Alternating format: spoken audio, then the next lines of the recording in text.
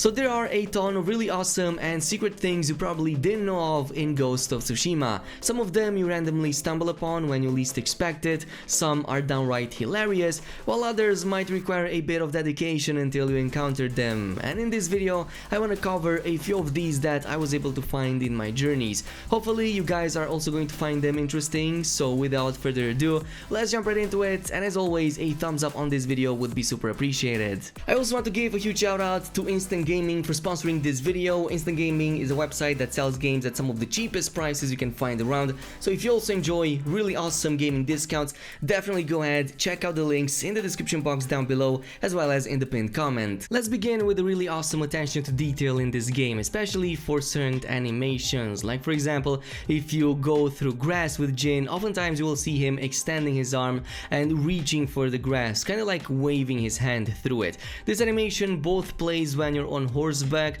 but also when you're just randomly walking through it, which honestly really brings these really awesome serene moments where you're just watching over the horizon. But otherwise, there are some really awesome secret idle animations that don't get to play unless you stand still. Like normally, if you stay idle and don't move a muscle, you will see that he's going to oftentimes kind of reach for his katana handle, or other times you might see one of his hands shaking, case in which Jin is going to try to hold it down. But there is a secret one that only plays after a certain time, and that is this one right here. Basically, you're standing still and you might encounter something like this happening, where he's kind of looking up and all of a sudden a bird starts landing into one of his hands. It's definitely one of the most rare animations you can get for the idle ones. It took me about 45 minutes until I started seeing it. Maybe for you it's going to be much sooner, but it was definitely worth it. It's one of those animations that looks really great. You kind of hold that bird into your hand, he kind of has these animations, really awesome moment, and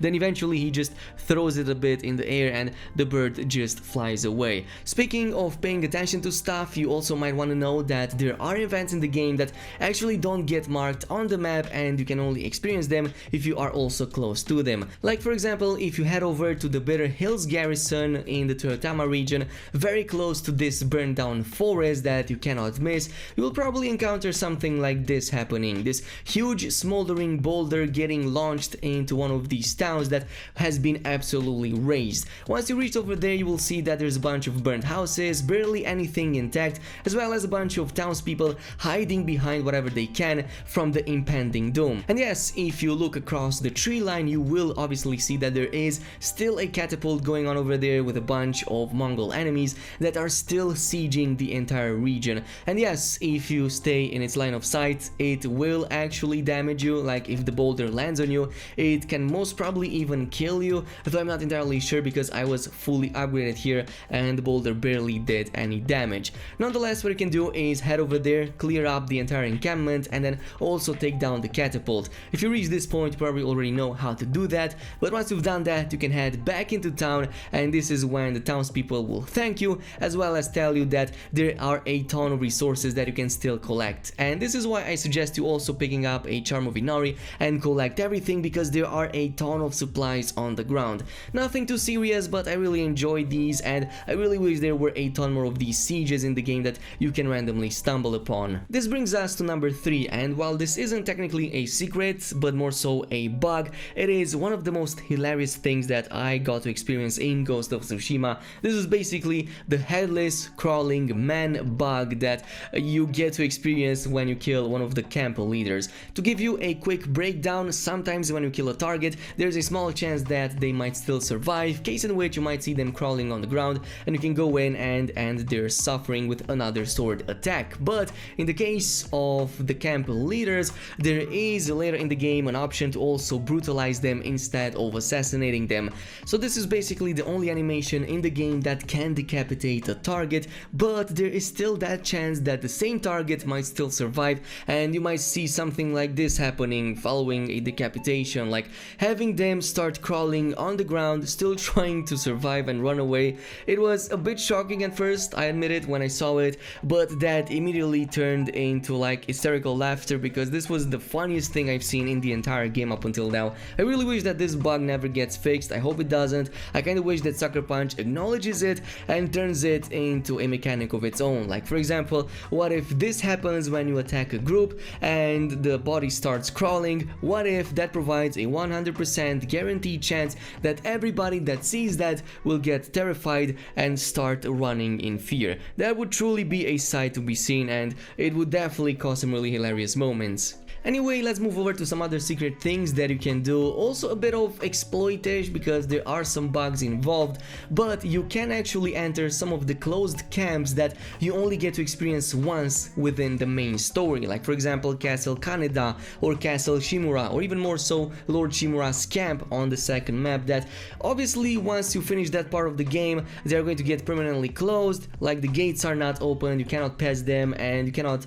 jump over the fence and whatnot because that is obviously marked by an invisible wall. But there is a really awesome way you can use in order to pass any of these gates, no matter what place it is. You can enter in any of these castles and go in, and basically all you have to do is to go with your horse, head over to any of these gates, turn your back at it, and then get an explosive arrow and shoot it at your horse's feet. If you angle this properly, 9 times out of 10 the horse is going to throw you back and you're going to clip through the gate, case in which you're going to end up on the other side of the castle and you can start exploring to your leisure. Now, I'm not sure exactly who was the first person who discovered this. I saw it in one of Joe Raptor's videos, so if you want to go ahead and check the tactic over there, go ahead and check out his video. But this is basically how you can perform it. I've tested this on all of the closed camps and it was working flawlessly on all of the gates out there. The only thing that you have to keep in mind is that for Castle Shimura you have to approach it from the northern point, so from the third map,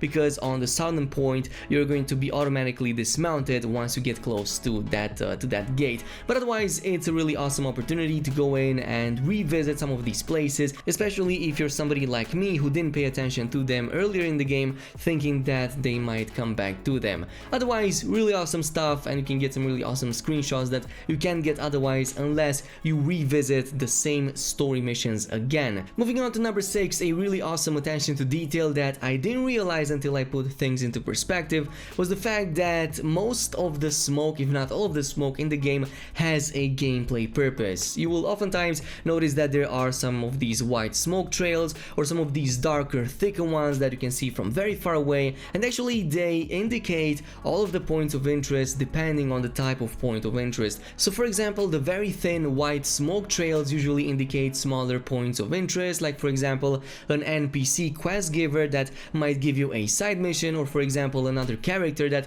might be waiting for your arrival towards the next part of the story. But if it's something more important that might involve combat, then you will see these thicker, darker smoke trails indicating something that is way more severe, like for example an enemy encampment or a very large base. And the larger the base is, also the larger that smoke trail is going to be. Like for example the big castles is something that you can see from very far away very early on in the game, and all of these will get cleared up once you finish these points of interest and once you finish the missions associated with them. This brings us to number 8. I'm not sure how many of you guys know this, but you should probably know that by the end of the game, once you have finished all of the encampments and liberated all of the zones, there are still a ton of enemies you can still encounter, some of which in their own camps that are unmarked on the map. So usually if you go on any of the main roads, you will oftentimes find some of these patrols. There's always a ton of enemies, like for example you might encounter these ones on horseback that you can go in and just ambush, take down and whatnot.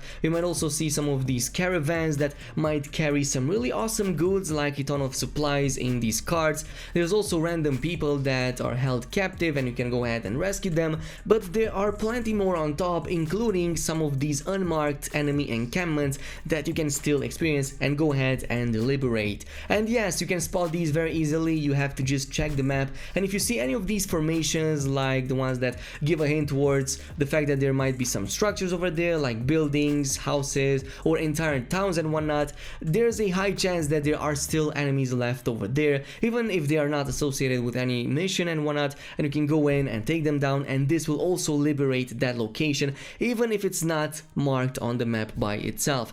This brings us to the final point on the list, and did you ever notice that there are way too many storms in Ghost of Tsushima? That's basically a design choice, so whenever you're fighting an enemy, there's a high chance that that, a thunderstorm will spawn immediately.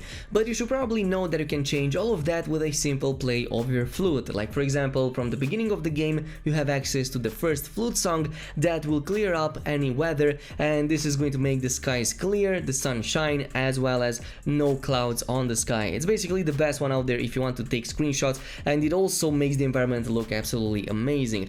But there's 3 additional ones that you can unlock, and you can do so by simply going into any of these graveyards and start getting these crickets. There are 20 crickets in total that you can collect. Of course, there are maps online that you can find.